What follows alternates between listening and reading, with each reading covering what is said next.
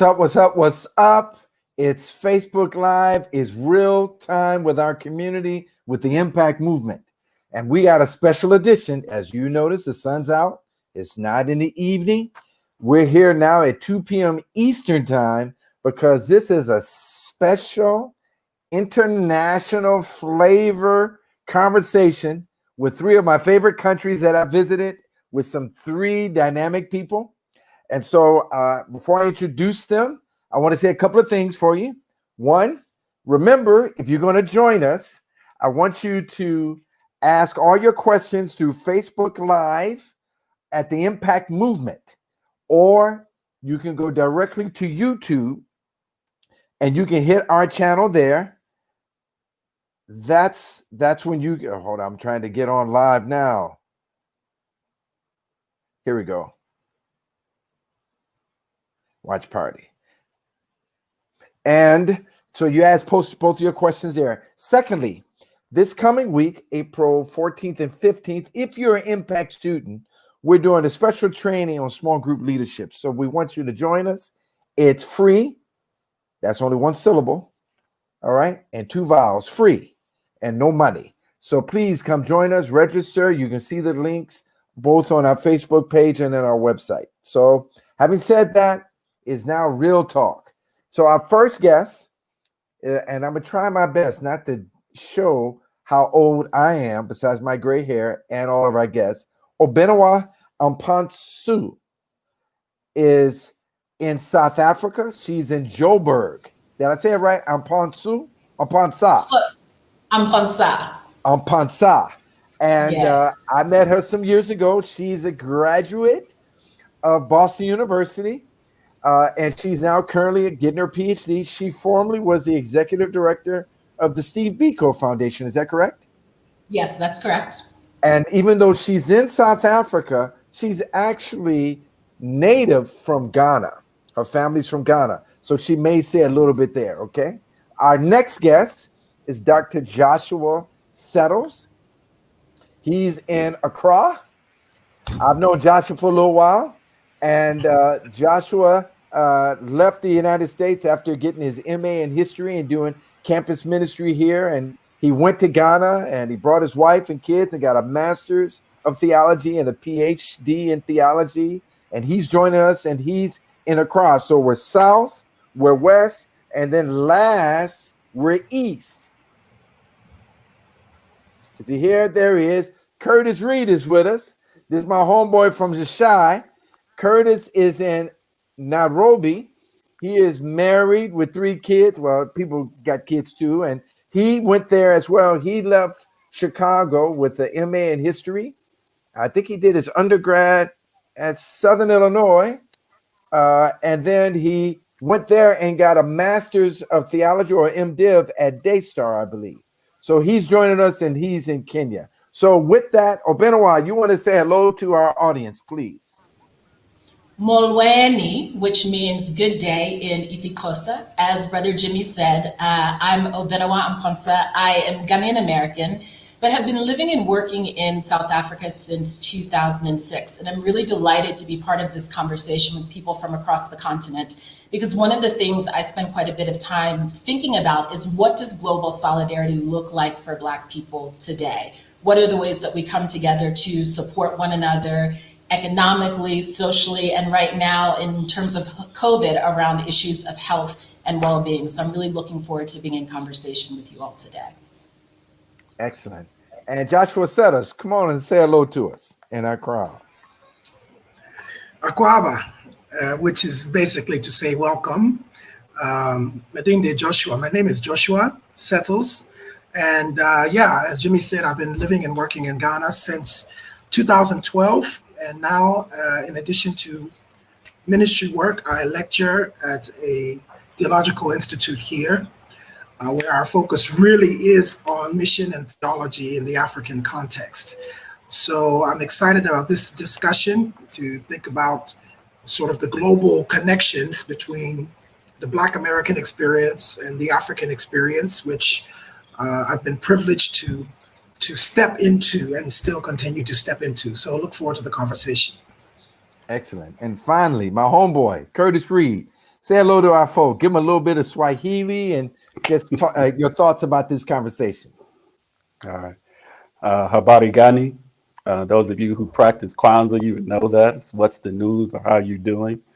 Uh, I am, as Jimmy mentioned, from Chicago, but I've got a 20-year relationship with Kenya.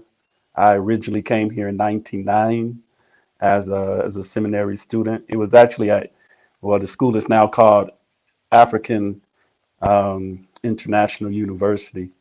Um, I am very much interested in the relationship between faith and culture, using hip hop as a lens to dive into those two huge topics. So I've taught hip hop and the Bible here at a local Christian school, university. I'll just tell you a little bit about Kenya for those of you who don't have a context of where we are. So Nairobi is the capital of Kenya. It's about, they say 3 million. It sure feels like a whole lot more than that.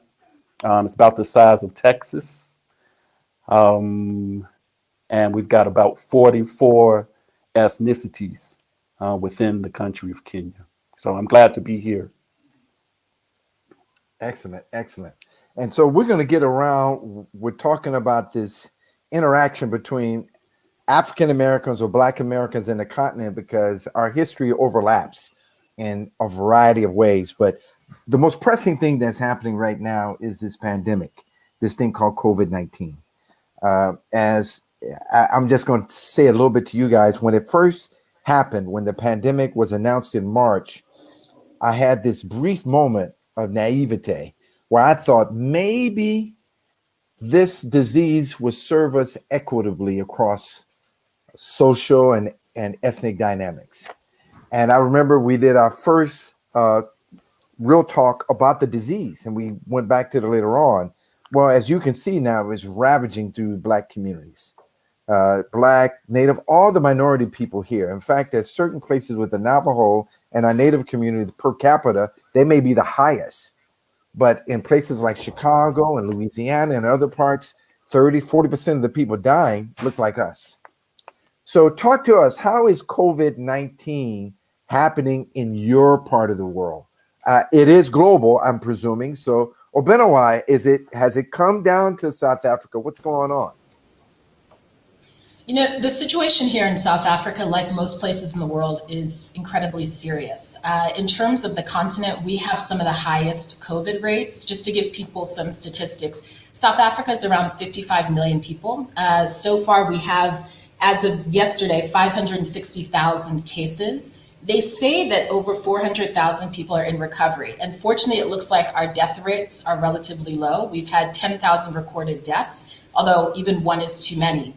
But again, you know, a crisis just magnifies what's already there. And so even these statistics I just stated, you know, there's some questions around them because one of the dynamics we see happening is one, there's been a decrease in the amount of testing. So if you only get tested if you're over 55, have comorbidities, etc. Secondly, we found that there are thousands of deaths, more deaths that have happened this time this year than happened last year, but they're not necessarily being attributed to COVID. So it'll be like a lung infection or a respiratory issue or pneumonia. So we don't actually know what the extent of it is. What we do know is that Black people here are disproportionately affected by COVID-19, more so than members of the more affluent, but definitely an absolute minority in terms of the white community. So it has exposed South Africa's inequalities in a major way. Is that true for you too, Joshua? What is COVID doing over there in Accra in West Africa? Yeah, just some context. Ghana is a relatively small country in terms of, there are about 30 million people in Ghana. And it has done surprisingly well, and I use that term advisedly, in terms of managing the coronavirus situation. And again, I agree with what Obenewa has said. One of the challenges is the reliability of statistics. You can never be quite certain. But based on the latest statistics I was able to assess from the Ghana Health Service, There have been 40,000 confirmed cases in the country, and they've recorded 38,000 or so recoveries, which means as at now, or as at the last time they updated the statistics, there are about 2,500 active cases in the country. And as at now, they've recorded only 215 deaths. But again, there's a question about the reliability of those statistics. But one of the things that I think, comes in here, interestingly, is that initially in the Ghanaian context, the spread of the disease, because it was imported, via Europe and those traveling, initially the impacts have hit much harder in the affluent classes, because those are the people who can afford to leave the country, and they move in circles together. And so the class structure of Ghanaian society, interestingly, has probably advantaged in some respects the poor, those in rural areas, because they are not as likely to come into contact with people who have been traveling and this kind of thing, or who are living in sort of these closed, air-conditioned environments where recirculation of air and that kind of thing. It's less likely to happen if you're poor. But again, I say that with a note of caution. The statistics are only as reliable as the data that is given to the Ghana Health Service, and is only as reliable as the testing protocols that are being followed. But as at now, it looks that Ghana is doing comparatively well in terms of its management of the disease. Well, it's questionable here in the States about the numbers as well, too, because we're not really sure about accurate numbers. And I should say to you, Obenewa, that they've also decided to reduce the testing because one of our leaders believes that the reason why we have more cases is because we have more testing. And so if we can slow down the testing, then we would reduce the idea of how many cases we have. Okay, we're not dealing with logic. We did that at undergrad, so we don't want to go there. Talk to us now, Curtis. What's happening in Kenya? Yes, sir. I think our situation sounds a bit similar to Ghana. Actually, we have surprisingly done well in terms of people who've actually succumbed to the virus in terms of death. We've had 423 deaths.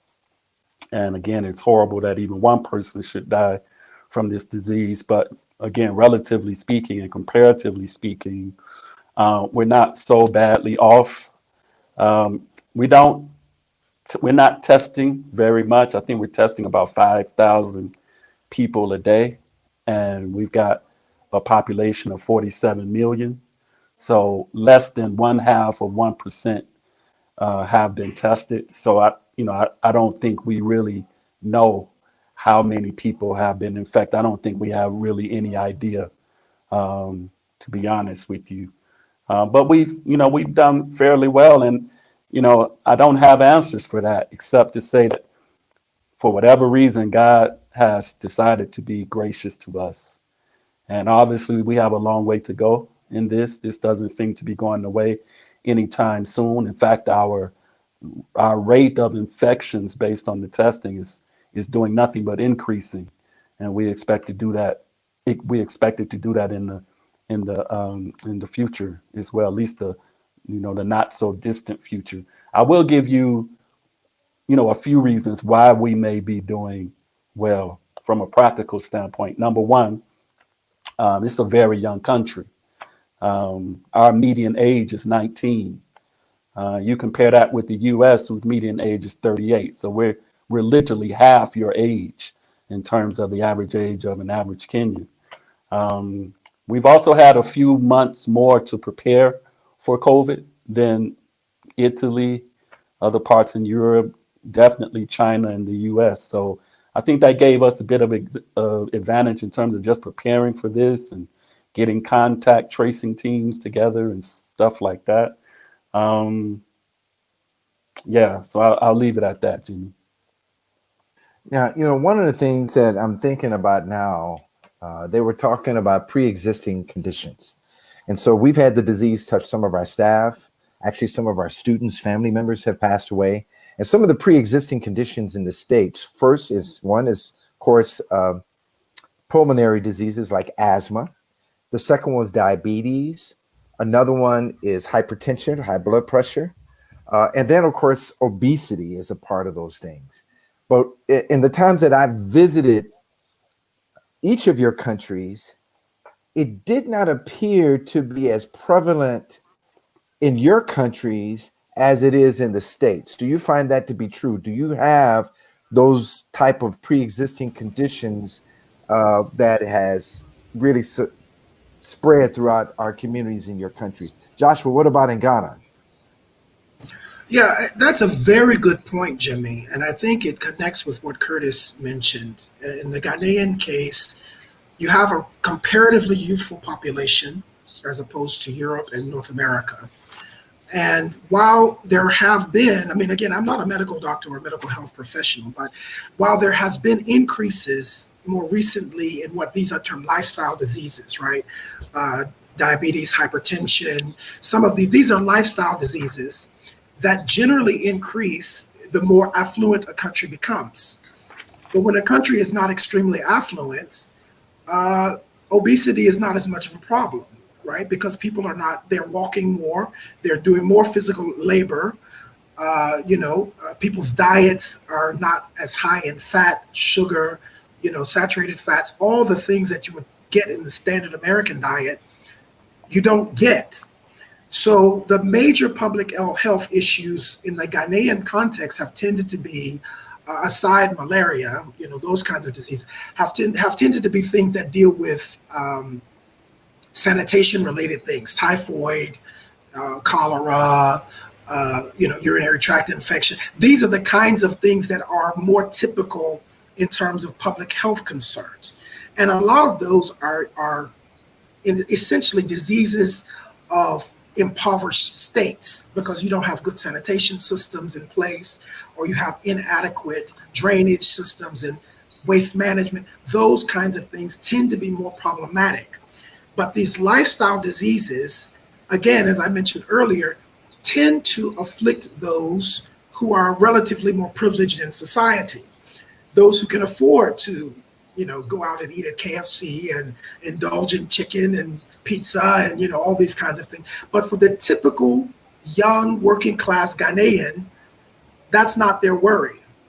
That's not the kind of thing, that's not going to be their prime health concern.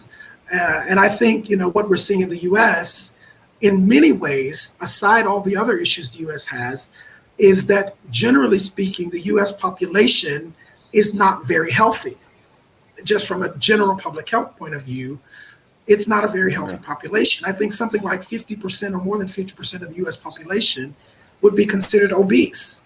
And that's a sea change, even from when I was a student in the 90s, in the 80s.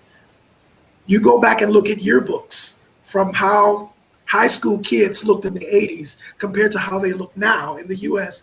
And it's as if you're looking at an entirely different population. So that cannot be taken off the table.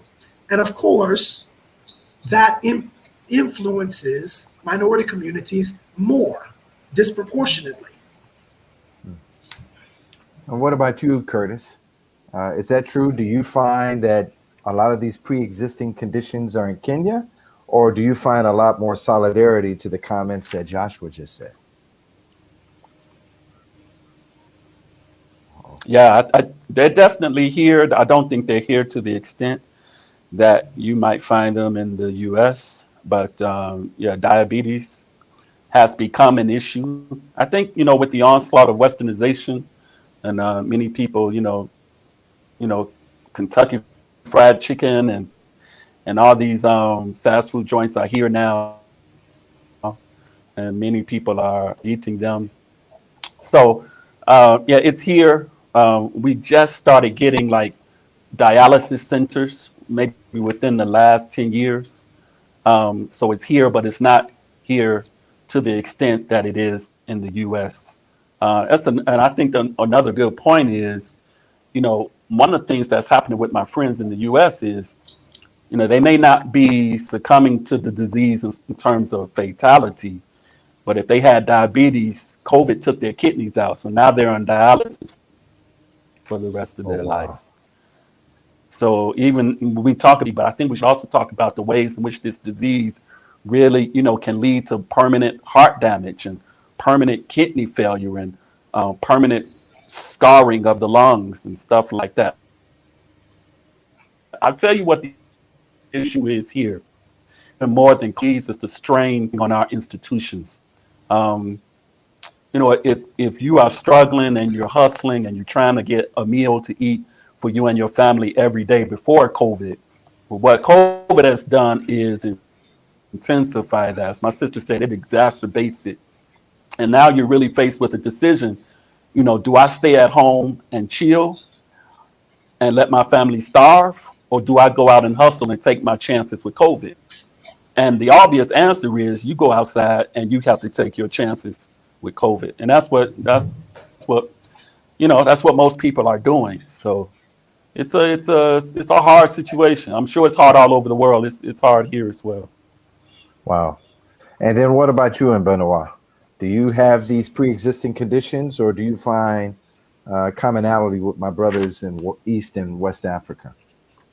Unfortunately, in this regard, South Africa is very much like the US. We have a very high rate of people with NCDs, non-communicable diseases like diabetes is a huge issue. Hypertension is also another very big issue here. And so malnutrition as well, poor nutrition has been a big issue as well. So you have high starch, sort of cheap diets because of the poverty, so that people are more susceptible to things like COVID. But so in addition to that, you also have the real challenges around sanitation and access to clean water, right? I think one of the challenging things about South Africa is it's actually probably best described by the former president Thabo Mbeki, where he talked about the fact that there were two economies. So you will have what you see in terms of the Cape Town and the Johannesburgs and the Sandtons. But if you go a mile or two in any direction, you're going to hit abject poverty in the form of some of the biggest slums on the continent. And so in those spaces, you have a lot of crowding. You have very few access, you have little access to resources like clean water. And this is both in urban areas as well as in rural areas. But the interesting thing, to go back to something Joshua said, around the structure of South African society is in the same way that foreigners, mainly affluent white people who could travel to Europe, brought the disease into the country. Because of the way the economy is set up, you have poorer people who will go and work in homes as domestic workers. You have people who are taking bus taxis, right? Mm-hmm. And even during the lockdown, there were reports of people saying to their domestic workers, well, if you don't come to work, I'm not going to pay you. Right? And so what choice are you going to make when you're already food insecure? So all of these things have really exacerbated some of the things that existed. And what we saw with the close down of schools, for instance, which made a lot of sense for a number of reasons, we knew that over 9 million kids weren't getting their school meals, right? So it becomes a reinforcing kind of cycle that I don't yet know how we're going to break out of. And to Curtis's point, a lot of the statistics we have are being reported from hospitals that are larger in the more affluent areas. So of these 400,000 people who I mentioned, they say have recovered, we don't know what the state of that recovery is. We don't know if you have heart damage. I know 2 people who had COVID-related heart attacks. One guy was 39. He runs, swims, everything, every day, right? I'm like, what about those of us who are not so active, right? So we don't know what the heart disease is going to look like, the kidney failure. So it leaves a lot to be concerned about, to put it mildly. Wow. And so, like in the States, what we discovered was when we shut down the country, only the essential workers were required to go. And many of them looked like us. They were the poor people who were working in the grocery stores. And then now in our food plants, there's been hit there, and it was Latino and Black. And so we're going through this same process. Now, again, in many of our places in the States, we got this idea of 2 things that are going on. One, the idea that they're not taking it seriously. They think it's just hype. It's not really real. So we don't have, in places of Chicago, we got places that people are congregating. They're not being hygiene with their hands, and they're not wearing face masks, and they're not doing social distancing. And so we got an uptick. in certain places where I am, even in Atlanta. And so we don't have people taking that part seriously. And then there's a secondary thought that people are going to be very hesitant to take the vaccine. So I'm curious, in your world, one, are people doing social distancing? Are people wearing face masks? Are they washing their hands as much as they can? And then two, what's the sentiment in your world about the idea of people taking the vaccine later on? Go ahead, Curtis. Yeah, I think within 1 or 2 weeks of our first case of COVID, there was a decree from the government that everyone had to have a face mask at all times in public places. So it's a $200, the equivalent of a $200 fine if you're caught without a face mask.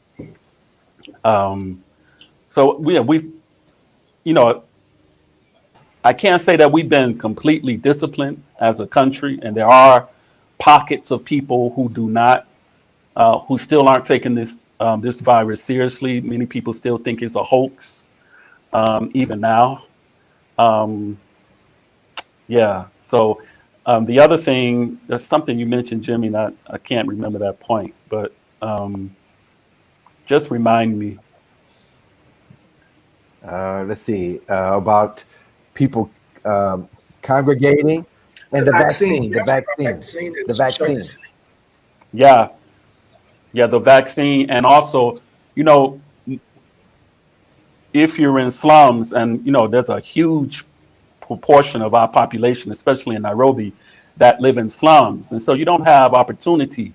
You've got a lot less square footage within those areas to do what we call physical distancing or social distancing. So it's a huge problem there. I haven't heard a lot of talk about vaccines. Of course, there was, I remember that there were some scientists in Europe that talked about they wanted to test some vaccines in Africa, and that was met with uproar. It was labeled as racist. So just based on that information, because that's really the only conversation I've heard about vaccines as it relates to Kenya, I can tell you that people, as of right now, aren't feeling that option. But maybe I know they're talking maybe toward the end of the year or into next year, maybe our minds will change. We'll have to see. Wow. Okay. Oh, Benoit, what about in South Africa? Are they talking about?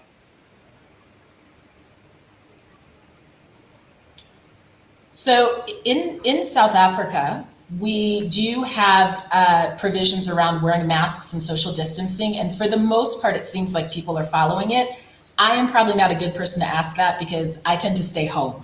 I have the option of working from home. I'm exercising it. But you do have some resistance. And again, sometimes that resistance comes from particularly white and more affluent members of the community who are like, well, why do we have to follow these kind of rules, right? Mhm. And a lot of it has a tendency to be an attitude about a Black government. But by and large, people are following those provisions. In terms of vaccinations, there's actually one of the clinical trials is happening in South Africa right now. And I know that there was a lot of concern around that. So first of all, a lot of clinical trials do tend to take place in South Africa. And I know I personally, about 10 or 12 years ago, was involved in public education efforts around patients' rights and what you needed to ask before you got involved in those. With that said, there certainly are people, and there have been protests around some of the clinical trials that are taking place because people do have this question of whether or not Africans are being used as guinea pigs. And I think this is a real question, right? If you look at things like the Tuskegee experiment in the US, if you look at the case of Henrietta Lacks's family, right, and how she was a woman, a Black woman whose cells were used to create so many cancer treatments, yet she herself was not able to be treated. And we know on the continent, there's also history around vaccines as well. But with that said, I do wonder if perhaps South Africa and maybe Ghana, Joshua, you could speak to this, might be more receptive in some ways, because I think part of the reason the the pandemic has not been so bad here is because we have experiences with pandemics in recent history.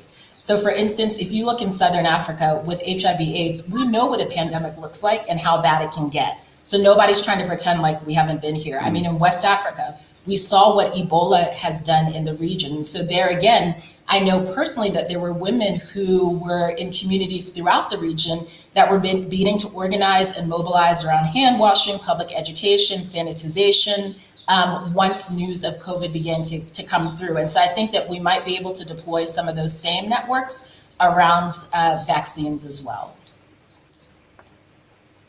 Okay, and Joshua, you can finish it up.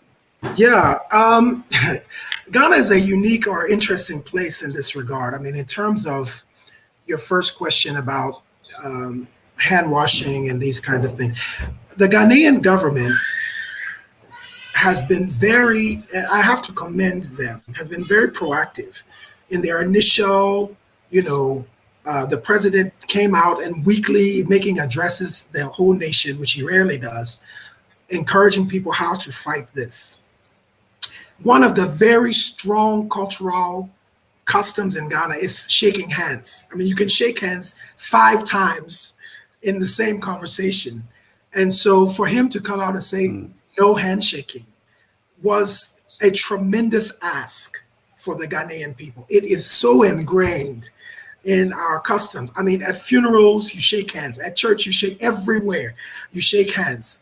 And now, virtually, you don't see people shaking hands. So I think one of the things that has, and even social distancing, one of the things that has been to our advantage, one, as Obenewa has said, the experience of Ebola, which came quite close to Ghana, and we didn't record any cases during that recent pandemic. But 2, there's very much a sort of communal group solidarity mindset that is inculcated in Ghanaians. So if your father says we should do something, and the father of the country, the president, says we have to do something, there's a lot of sort of social cultural pressure to conform. So you see people really trying, for the most part, to observe some of these protocols and regulations. Of course, you have a lot of people who are recalcitrant. You have a segment of people who think, or initially were suspicious of this as a hoax. Some, really dismissed it as something. This is a traveler's disease. This is something for people who travel outside, so it will not affect us.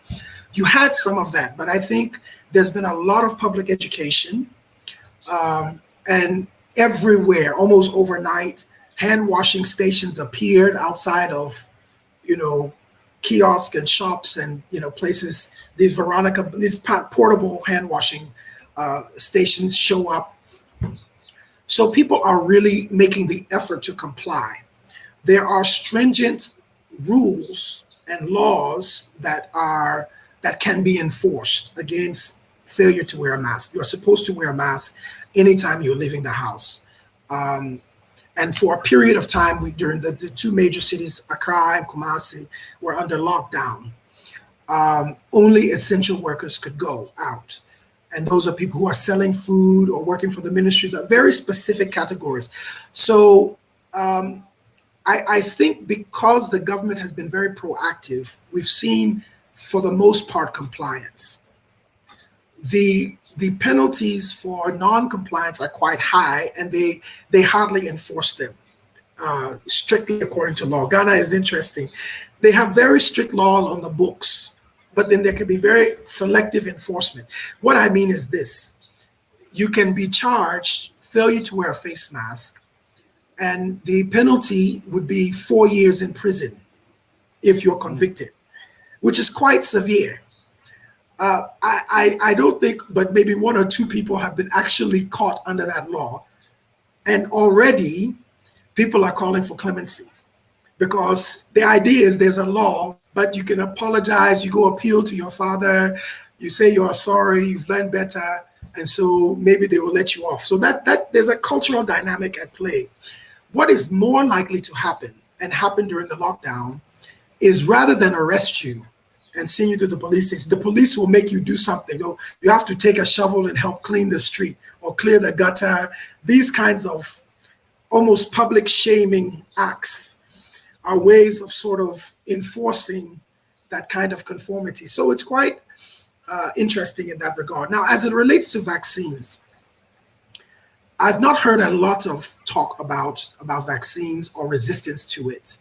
Again, that communal mindset and culture makes people pretty much conform to what is asked of them. So if the government came out and said this is something everyone has to do and that they're going to do, I dare say there will be very few people who would resist that. And if they were, they would only be a small segment of people. But one last bit, and I think this is important to understand the mindset, at least in my part of Ghana, is the spiritualization of this matter. So it can very well be that people are exhibiting signs of COVID. Their first point of call may not be the hospital. Their first point of call may be to do consultation with their pastor or with another spiritual leader to find out the cause. Why is this person having these particular symptoms?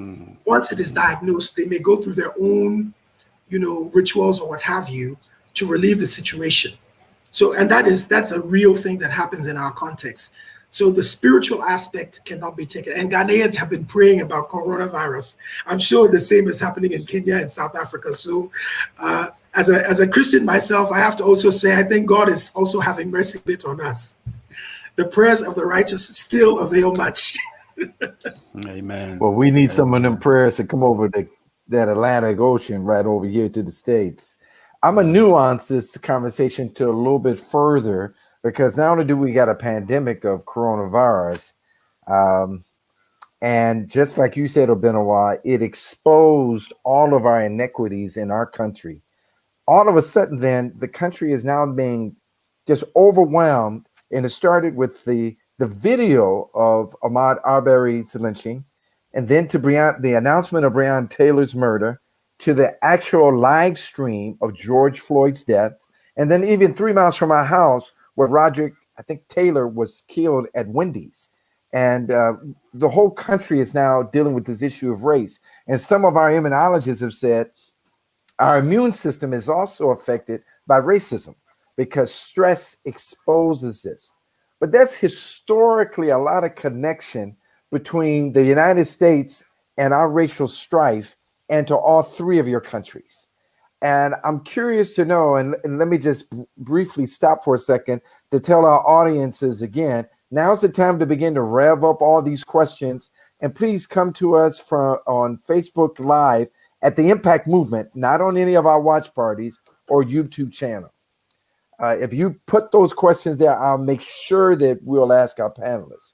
So with all the history that we have here between our country, when I think of Ghana, the first liberated country of sub-Saharan Africa in the 1957 with Kwame Nkrumah as the first president, and we got Ralph Bunche and Dr. King there.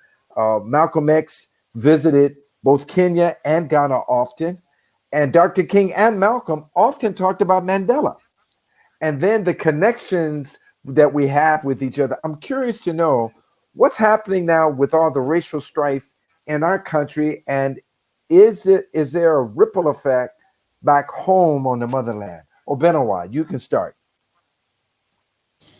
In some ways, the racial situation in the U.S. very closely mirrored the situation in South Africa. Here we have a white population that's no more than 10% of the population, yet very much until 1994 ran things politically and still runs things economically. The majority of the population, however, is Black or mixed race or of Indian descent. What's interesting, though, in that is that, and I was thinking about it when Joshua was speaking about Ghana's arresting people, one of the things that we've seen happen is that even though we now have Black leadership, unless you work to dismantle the systems and structures of racism, the system will continue to reproduce itself. So if you look at South African policing, this is one thing that came across very clearly. We had very harsh measures around our lockdown beginning in March. It was level 5. There are 5 levels, 5 is the highest.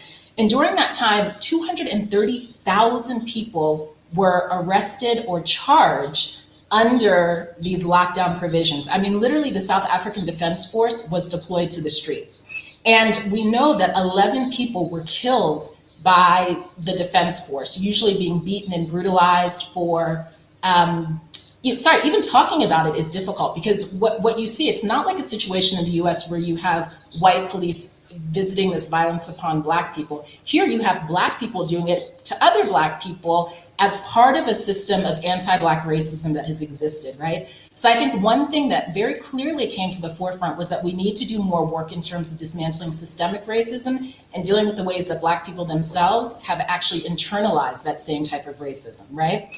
I think the second thing that came to the forefront was that it was a real opportunity to show solidarity with African Americans and to have conversations across the Atlantic. So there were a number of Black Lives Matter marches and vigils that took place here. I participated in a few of them.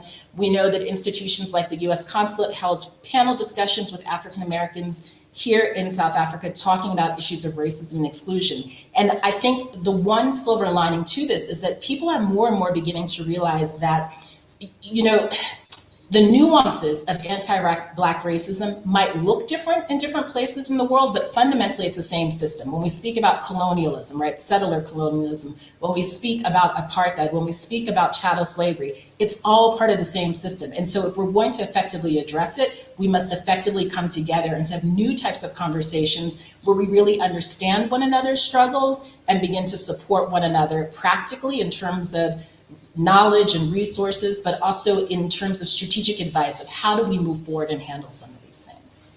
Wow. Curtis, I'm gonna jump to you. What's happening now in Kenya? Are the streets riveting with Black Lives Matter issues that are coming from the United States towards you?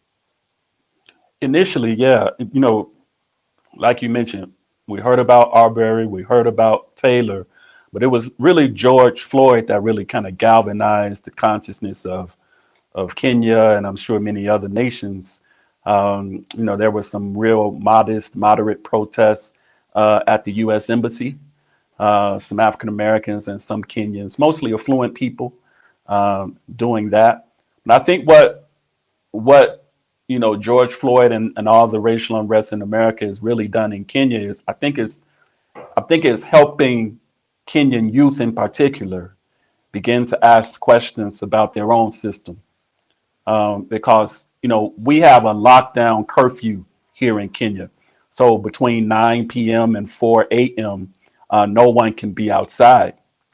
And so there were a few people outside for really good reasons, noble reasons, like had to take my wife to the doctor because she's about to give birth, stuff like that. And they ended up being murdered by the police. So I think now it's about 15 Kenyan men who've been murdered by the police just since the implementation of that curfew. And so what George Floyd and many other people who've been killed, state-sanctioned murder in the U.S. is forcing Kenya to realize is, look, we are incredibly empathetic to the struggle of African Americans and people of color in the U.S. But we also need to realize, as my sister Obenewa said, we are talking about the same system. The police, in terms of how they were formed in Kenya, were formed during colonialism to subjugate and control Black bodies. And that has not changed. Once the transfer of power came from white colonialists to African elites, the system didn't change. No one fundamentally asked questions about why this system is in place. So even today, Jimmy, you've got, we call Kenya a plantation economy because that's what it was. Kenya was made to be exploited by other people. And today we've got, 10 of our top 12 companies are foreign owned. 12 of our top 15 banks are foreign owned. So I think people are starting to ask some serious questions now and beginning to connect some dots and realize, wait a minute, we're empathizing with America and African Americans, but I think it's time for us to begin to think about the fact that we are ultimately in the same boat, and maybe then we can begin to do some things together. I personally think an organization, or at least a movement, maybe not the organization, but the movement of Black Lives Matter needs to be international, needs to be global. Yeah, I'll leave it there. And before I get to Joshua answer this question, that's what captured Malcolm's attention. You remember when Malcolm was visiting after his second Hajj and he was spending time in Kenya and Ghana, he became aware of the Organization of African Unity. And he was arguing that we needed to have a solidarity among Black people in this idea. And so one of the civil rights movements or organizations that he founded that unfortunately never took flight was the OAAU, the Organization of African American Unity.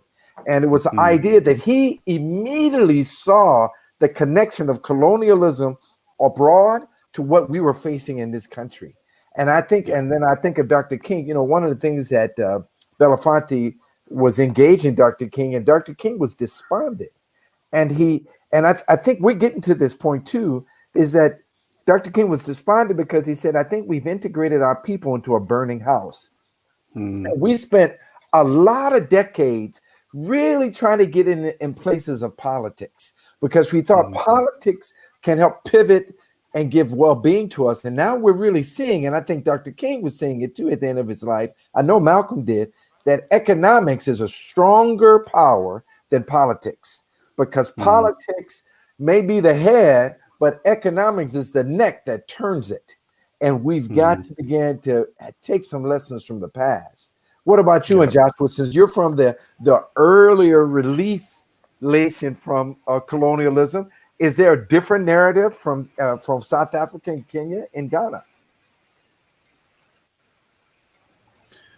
Well, racism is the child of economics, but that's a conversation for another day. It is a different story. And I think the story is somewhat different, not because Ghanaians are totally unconcerned, but I think our colonial history, colonialism sat differently in West Africa than in Eastern and Southern Africa. The mosquito, which is the bane of West Africa in terms of malaria and yellow fever, was the savior of West Africa in terms of the colonial footprint. Because in Kenya, in Tanzania, in Southern and Eastern Africa, the climate, the lack of mosquito-borne diseases meant that white settlers could come and settle. And so the weight of colonialism, even till now, the ways in which Eastern and Southern Africans relate to their colonial legacy is somewhat different than Ghanaians or Nigerians. Because colonialism set a bit, they couldn't have massive numbers of plantations in West Africa. It's not conducive to that kind of economic system. And so the relationship that Ghanaians have with other parts of the world, in some ways, and Obenewa is here, so I may get in trouble. But there is, in a positive way, a sort of a self-esteem related to, I'll use the most positive sense, a self-esteem, a sort of self-assertion and appreciation of their own cultural institutions. So they're not, while there is admiration for and a lot of imitation of British systems and polity and so on and so forth, there is still quite a deep sense of cultural pride, within Ghana, certainly. The Akans the Ashanti Kingdom will certainly still boast that, the British, though they defeated us, they never sat on the golden stool. That there's this sense of we were never really conquered and subjugated. And so I think for some, they look at these protests with a bit of curiosity. They don't understand, why should this be like this? Why should white people treat, so there's a bit of puzzlement about the nature of that, because again, the issue in the Ghanaian context is largely around class and secondarily around ethnicity, your tribal group. But the racial conversation, because there are not a lot of white people that they have to engage with, even, globally, Ghana has managed to maintain a bit of that sense of unique identity. Whereas, for example, Kenya is hugely dependent on a tourist economy. huge tourist inflows. There are lots of people who travel to Kenya, to South Africa, not of course the settler populations in those places. So it means that the dynamic in terms of how people have engaged with race is quite different in the Ghanaian case. Wow. Well, all right. So now I want to pivot a little bit more, because now we got the COVID pandemic. We got racial strife that seems to go across the ocean. But here's the deal. And all three of you guys are believers. You're Christians. And the Impact Movement particularly is targeting Black students. And we say Black, not African American, because we want Caribbean, we want African students, and we do have a strong population of African students. And even now, I want to begin to pivot and get Afro-Latino brothers as a part of people I want to focus. But we're having some huge issues. I really believe now that our work in this organization is even more difficult, because we see white evangelicals are some, not all, even though 81% voted for the guy, many of them are turning their eyes away from these issues.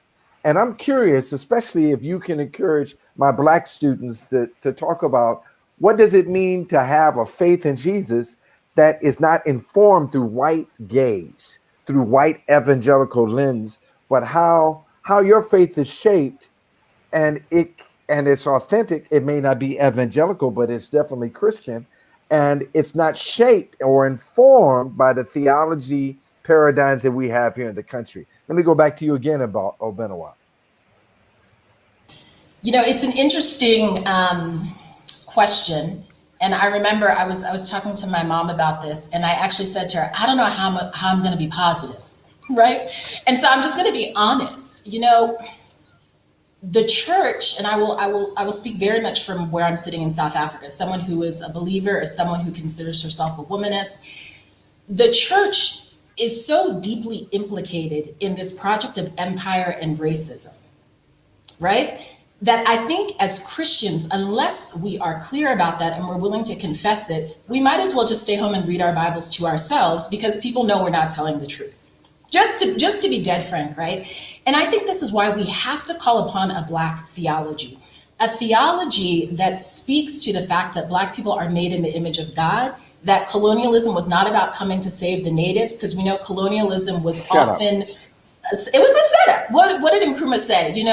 They told us to close our eyes to pray. Next thing you know, we had the Bible and they had the gun, right? That is many people's realistic experience of what it means to come to faith. If you speak to my mom, who is in her 60s, and she was 7 years old when Ghana achieved independence, she talks about the fact that in the schoolyard, if you spoke Ghana or Twi or any language, you would literally be beaten. Right? Everyone in my family before me has an English name except for me, because you had to have a Christian name. And so we see that same legacy, we see that same tradition in terms of how people are currently engaging with Black Lives Matter, in which they've engaged with or not engaged with issues of civil rights beforehand, right? Like, the church has been one of the institutions, more so than any other, that has propped up and that has, affirmed people's racism. And I think in particular evangelicals, with this overemphasis on personal responsibility, right? So, if George Floyd had just done this, if Ahmaud Arbery had just done that, if Breonna Taylor had just woken up soon enough, right? It always becomes the issue of the individual as opposed to the systems. I mean, guys, Breonna Taylor, like, a sister can't even sleep in her own bed. Like, you are home asleep in your bed. Like, what? Shut up. You're right. What?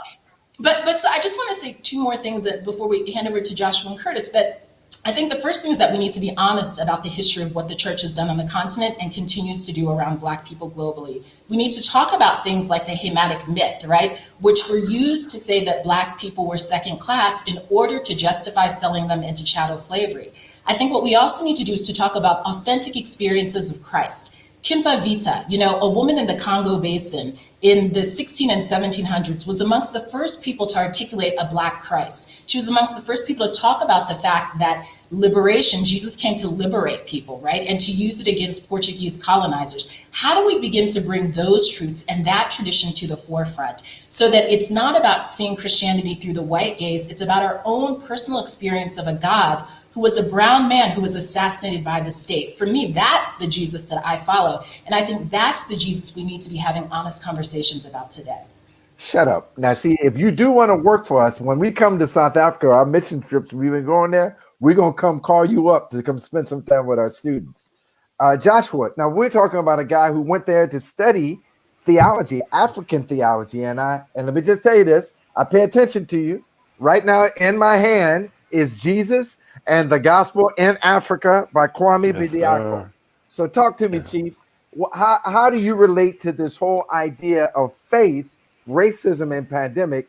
Is it similar to Obenewa, or is there some nuances there? Oh, I don't think I can disagree with her. There is a real. Let me say this. Let me start from the perspective of an African theologian. I think from the African side of things, there has to be a process, and it is an ongoing process of rethinking and reorienting our theological imagination apart from what came in the colonial basket, right? So what the missionaries, because it was a mixed bag. You had some very positive things that came out of the missionary enterprise, but then you also had some very negative things that came out of that same enterprise.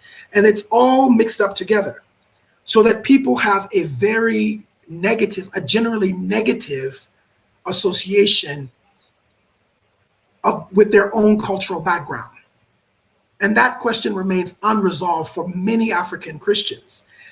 They are devout, they love Jesus, they love the Bible, but they have yet to fully understand what it means to be fully African and fully Christian. Because what was presented to them was that one cannot be authentically African and authentically Christian. To be African was to be pagan, was to be heathen, was to be involved with the demonic. So there was no real gospel and culture engagement. So Christianity was presented as, Europeanization, as being whitewashed. To be a proper Christian was to be white, including your dress code, what you wear, the names you carry. This is what it means to be Christian. And I think as Christianity, the modern missionary movement and Christianity begins to take deeper root in the African context, people are asking deeper questions about what it means to be African and to be Christian, and how do these identities, how can these identities be reconciled? Because that is who God has saved them to be. And that I think the other thing to note, at least certainly in the West African context, most Africans who are Christian are first and second generation Christians. Very few became Christians during the missionary era. Most people became Christians after the missionaries left. And a lot of them became Christians out of the independent African church movements, where they encountered God in ways that were totally different than what was being presented in the mission Christianity that was taking place, And so this has led to this sort of, kaleidoscope of African Christianity that is sort of being untangled. I think, though, that there is a deep need for deep reconciliation with themselves and with their history. The sense that, if I honor my ancestors, does that mean I'm participating in devil worship? You see, these are questions that Europeans wrestled with in their own long history of becoming Christian. But they had answered European questions, and they wrestled with it in Christian ways in Europe. But then they took that fully formed thought and imposed it on the rest of the world without giving people the opportunity to do their own reflection, their own theologizing. You see, what we are called to present is the gospel, not our whole cultural package, and impose it as if it's one whole thing. And I think we're in that process of trying to untangle or disentangle these things, which is why for many Black Americans, the whole association of Christianity with Americanism is distasteful. So they throw all of it out. They don't want to have anything to do with a gospel that to their mind enslaves people, brutalizes people, and props up white supremacy, because that is the gospel or the Christianity to which they've been exposed. So I'm going to switch. I want to remind our audience, because I only got another 15, 20 minutes, and I got a thunderstorm with lightning and rain coming around me. So I want to make sure my internet is not lost as we go across these different nations. And I want to remind our audience, please, if you do have a question, we know we have one question. I want to ask Curtis a different question and then ask that question. Please go to Facebook Live and the Impact page or YouTube channel.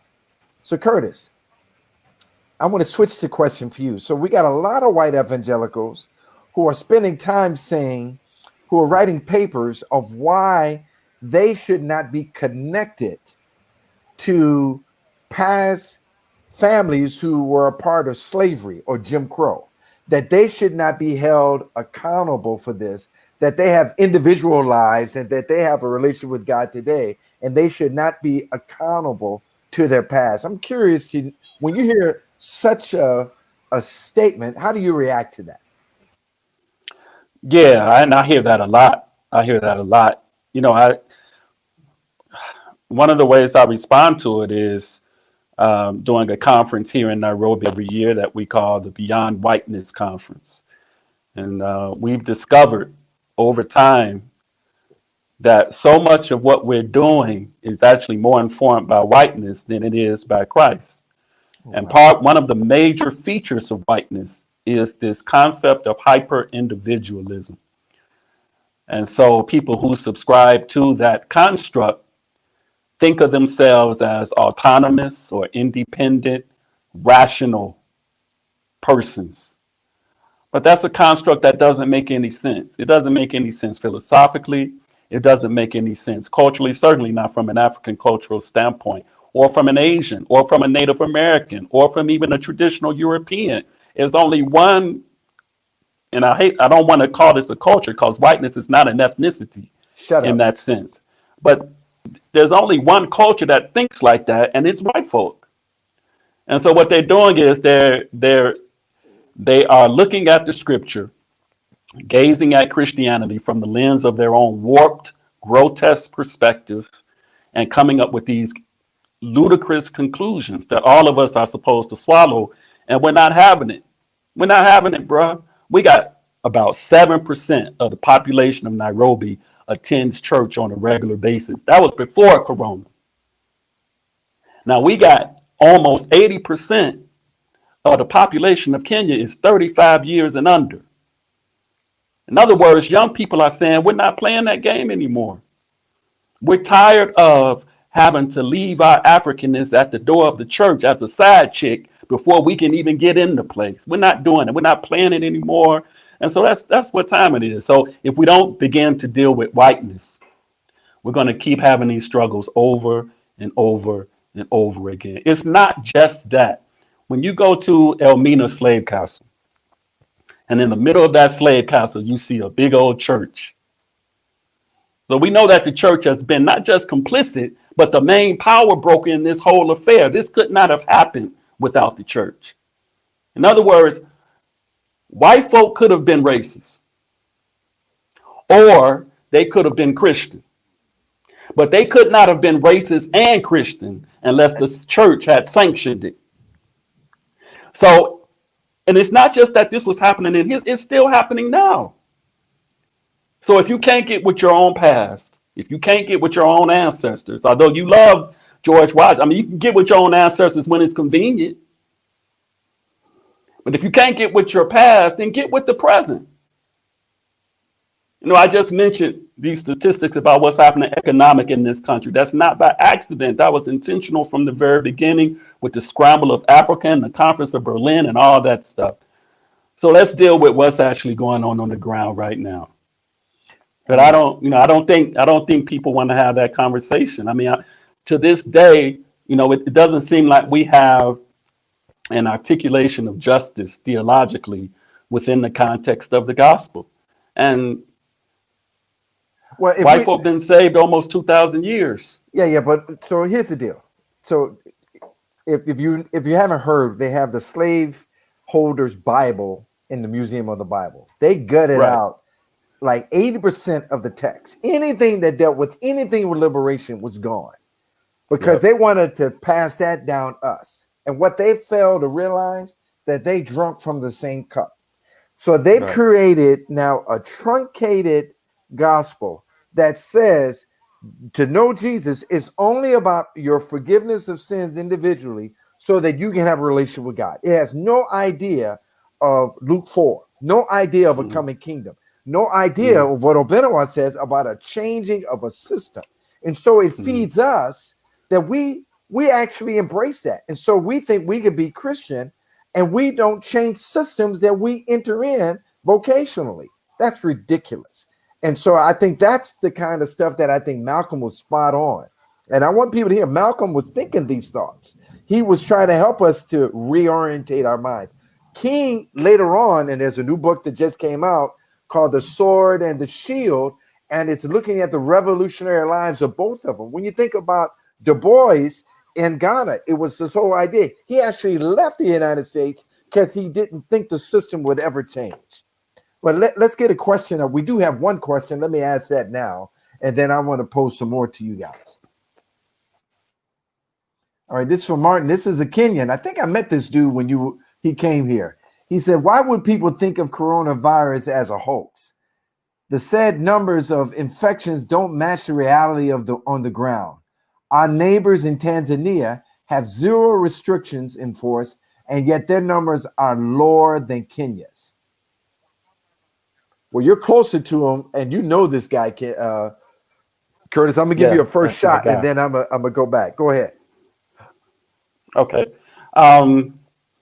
There are people who think that this virus is a hoax in different parts of the world, especially in America.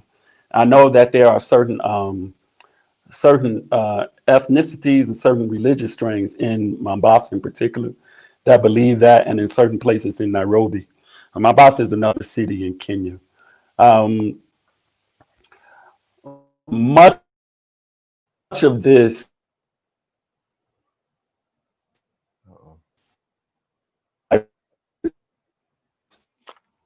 I'm sure, so hydroxychloroquine is a cure. He believes it's a cure. That gets backed up by a certain Cameroonian, a doctor of Cameroonian descent who's in the U.S. right now. And so people politicize this and then say, okay, and it must be a cure then.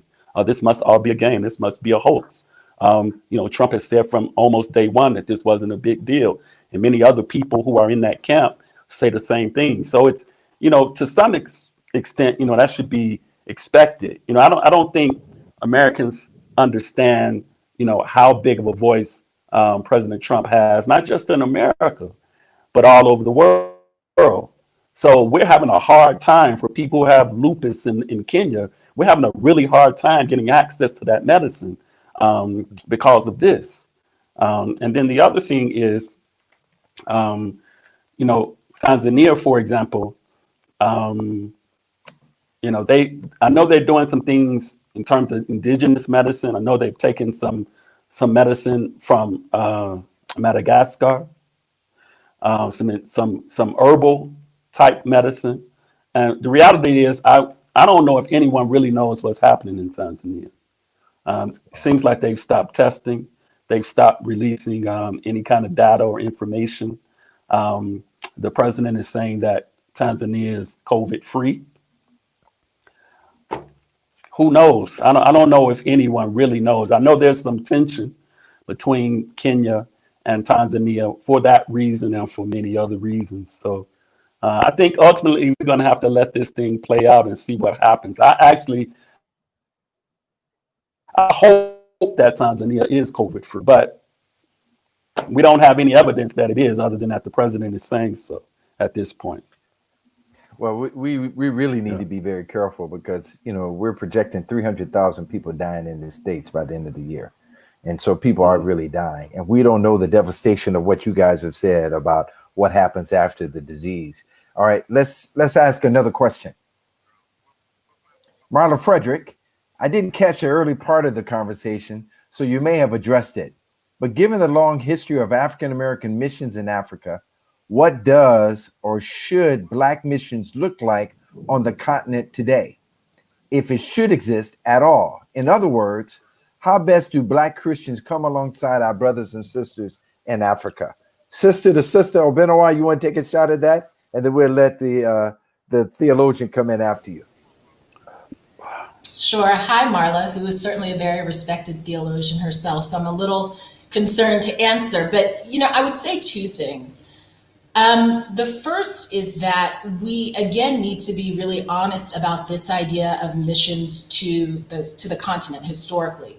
So we'll know if we look at people, for instance, like Alexander Cromwell, who was an early abolitionist and Pan-Africanist who moved to Liberia for about 20 years and was trying to get this new colony to get started in Liberia. If we look at what did happen with the move of Americo-Liberians to Liberia and sort of the chaos that ensued, what we saw happening in terms of inequality in Sierra Leone with the return of African Americans, I think we need to be honest about the fact that within Black communities, there are different levels of privilege, right? And we need to be really sure that we are aware of our privilege and how we're engaging with other people. I think the idea of African-American solidarity in the form of missions is why women like Charlotte Makeke, who was the first South African woman to graduate from university, she graduated from Wilberforce, why she and Du Bois were so close. And she helped to orchestrate actually the AME's church's entree into Southern Africa. And they did a lot of work with the Ethiopian church movement. So I think we need to look at the distinctive strains of these legacies, where they were really about collaboration in equitable terms, or where it was seen as another colonizing mission, Black people coming with more progress. I think today, to be very frank, I don't know what I think about missions in Africa. On the one hand, there is the Great Commission and this idea that we want to be exposing people to the gospel. And as Joshua said, it's about the gospel and not wholesale bringing Western or American culture. But on the other hand, often these things end up being so inequitable that you end up perpetuating relationships of dependency. So I think that when missions are done, it needs to be really clear that it's a mutually beneficial relationship, that it's an equal relationship, and it needs to be clear what different people are bringing.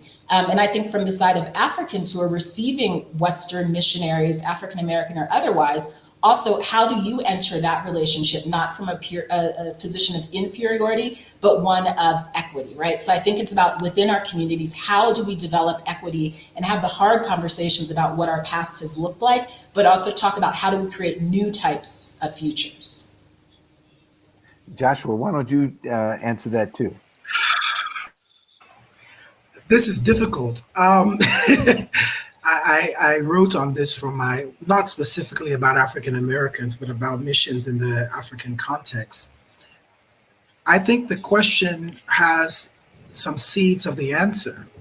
You come to the mission conversation as brothers and sisters, which is really what my sister Obenewa is saying. You enter the conversation as one who is aware that God is already at work, and you are coming to serve and to learn alongside brothers and sisters who are already serving in the context. I think one of the things I've experienced, and it's a difficult thing for many Black Americans to come to terms with, but when you come to the continent, you are Black, and there's that global solidarity of history and experience and cultural connections, but we are also very American. And much of that American ethos of viewing things materialistically or individualism or ways we measure competence or how we evaluate whether something is good or bad are very American. And it can be very easy for Black Americans to come, whether missionaries or not, and have a very disdainful, arrogant engagement with Africans on the continent. I've seen it. Mm-hmm. That's one side of it. On the other side of it, there can be a very deep unwillingness for Black Americans who have experienced difficulty or not experiencing privilege on the American side of the Atlantic to be hesitant to feel any desire to give up their privilege, as it were, when they come into another setting. Mm-hmm. All my life, I've had to conform to what white people want. Then I go to Africa, Now I have to conform to what somebody else wants. Well, at its very base, mission is based on the incarnation, the emptying of oneself in the service of the other. And so if you are coming as a missionary, the best case scenario is that you have to come with a willingness to give up the prerogatives of your position, the prerogatives of having an American passport, access to American capital, access to those resources that give you the ability to opt out at any time you choose. But if you really want to have that heart of partnership, you come in with a very humble attitude saying, I am willing to learn and serve under the leadership of those who are on the ground, who know the culture better, who understand the needs better than I do. And I'm willing to be a learner. If you're not willing to learn, then you cannot really effectively serve. And I think that is probably, if I were to sum up, one of the key problems that has plagued missions is that there has not been that willingness to learn, deep learning and submission to really understand what is happening on the ground in terms of the cultural situation. So absolutely, African Americans should be involved in the missionary endeavor. God calls us as he calls anyone.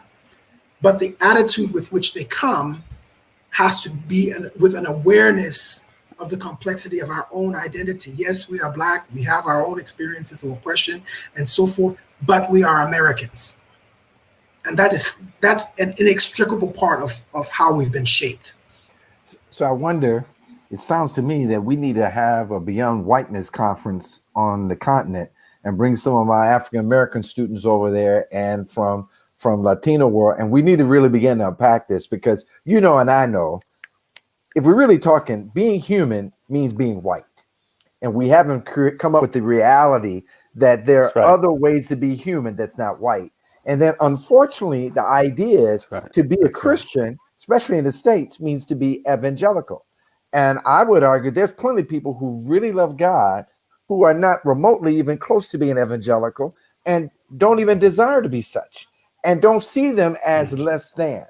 So let's hit this last question, and I want to loop us back in and bring some closure. Uh-oh. Is this person related to you, Obenewa?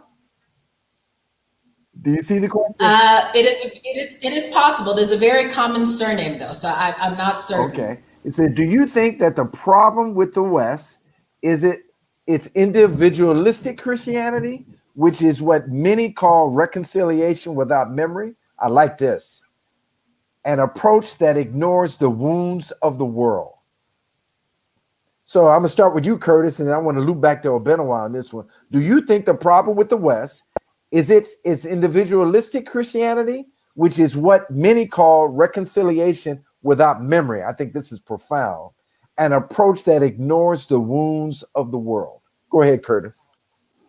Yeah, I think that's one of the issues. I think there are major issues, and I think there are multiple issues. I think that's definitely one of them. The idea that we can have reconciliation without truth, that we don't have to deal with what has actually happened in the past. The ministry that I lead is called Sankofa. And so Sankofa means to return and pick it up. It means that there are things that we've lost along the way, and we can't move forward with any kind of purpose or power unless we reclaim some stuff that we lost in the past. It just seems to me that Western Christianity isn't willing to do that. And unfortunately, I'm only on one social media, it's Facebook. And I see a lot of African Americans, begging people who have this subscription to whiteness to get it together. Jimmy, I'm 52, man. I don't know how many more days I got left on this earth. And I got to ask myself, seriously, how much time do I want to spend trying to convince white folk that I'm fully human? Would you shut up? I'm trying to tell you, Chief. Yeah, I can't do it, man. I think we're going to have to create our own institutions. What we're seeing now with George Floyd and the aftermath of it. I'm not an institutional guy. I'm kind of anti-authoritarian, but I do see the need for institutions. Institutions have to they're necessary because the movement has to be sustained somehow, or else it'll dissipate into nothingness. And institutions, I guess, are what does that, what keeps the movement alive. The problem, of course, with institutions is they start getting into self-preservation, and then the whole thing get lost in the end. But if it's not done carefully, but yeah, I definitely agree with that question. I think that's very accurate. Obenewa, I'm gonna let you close it out, and then I'm gonna bring some closure to us. Go ahead. I would agree that that's a great way of putting it, reconciliation without memory. And in answering that, I draw also on the experience of South Africa and the Truth and Reconciliation Commission, in the early 1990s, where the idea was that if you were a perpetrator of apartheid, crimes against humanity, you could come and you could get amnesty for what you did wrong. And so there was, in many ways, it was a public spectacle. It was led by the wonderful Archbishop Desmond Tutu. You had commissioners, you had people coming, you had people crying. There was a lot of catharsis. But if you look at a number of cases, such as the case of Steve Biko, his killers were denied amnesty, yet they were never prosecuted. We have never had a single prosecution by the National Prosecuting Authority for people who were denied amnesty under that law. And it's interesting, there's a symposium, if people are interested, that's going to be taking place on the 13th of April, the South African Human Rights Foundation, and they're going to be talking about how effective the Truth and Reconciliation Commission was. And I bring up the Truth and Reconciliation Commission because in some ways it's like people came, they said they were sorry, and that was supposed to be the end of it. But there was never any type of restitution or any type of restoration, right? And I think that if you're really going to have reconciliation where you engage people and where you're able to move forward together, you need to remember their pain, but you also need to do something to actually restore what was lost unto them. And that it will be very difficult for any type of restoration to take place, or any type of reconciliation without that restitution. Yeah. This is spot on. I mean, you're right. I can still remember No Future Without Forgiveness. And when they were denied in the book, but the idea of the law was that for those who lie, then they would be prosecuted, but none of them did. And then there was a second Truth and Reconciliation in Canada for Native Americans. One of the things that I've been saying to our own organization is that, we got a plethora of Black people writing, but we're writing it for white audiences. Yeah. And we need work written by us for us. And we need to know that we can buy our own books and we need to read them. We need this kind of work. This is what Toni Morrison, I really encourage her to look at her biography. She would say that many of the authors in the 30s, 40s, and 50s, they were writing for white people. They weren't writing for us. And her argument, her big statement was invisible man. And then her question was invisible to whom? To who? To who? It was invisible to white people, not to us. And people were taking our time to explain things to white people. And then what do we have? And I'm afraid of where we are right now in this moment. We spend all this time trying to reconcile ourselves to white people and get white people to get it at the expense of investment in our own community. That's right. And then we end up being in the same place we were before Ahmad's video was released. And white people getting paid. I mean, there's an article out right now.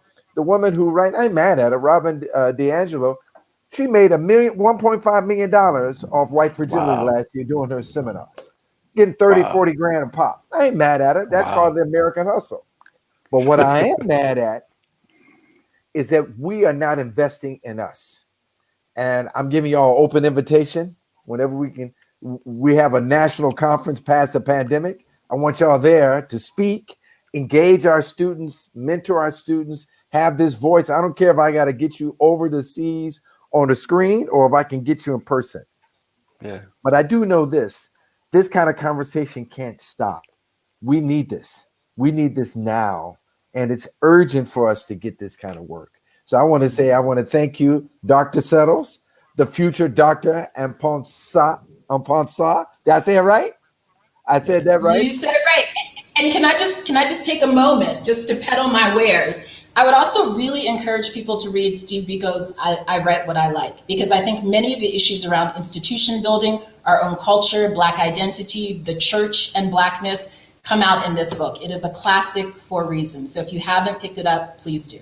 And then I want to encourage, if you do have books for us to read, what we do when we finish and polish this up, we take your books and we send it out to our audience so they can find these books. J. Cameron Carter's book on race was sold out on Amazon because of this. So I Wow. really need you guys to come back. And if you don't mind, I may have to revisit this again and see if we can get back together. But needless to say, I want to come to Ghana, Kenya, and South Africa and eat me some fufu. I want to eat. I don't want to eat any of that ugali. You can keep that to yourself. I don't do grits. I don't do grits. But we can eat some chapatis and some other stuff. And then when I get to give me some jollof rice, and I get the best wine in the world is in South Africa. I get some of that as well. But I want to say thank you to all you guys for your contribution. You're going to be invited back, so you might as well just wait. It's coming.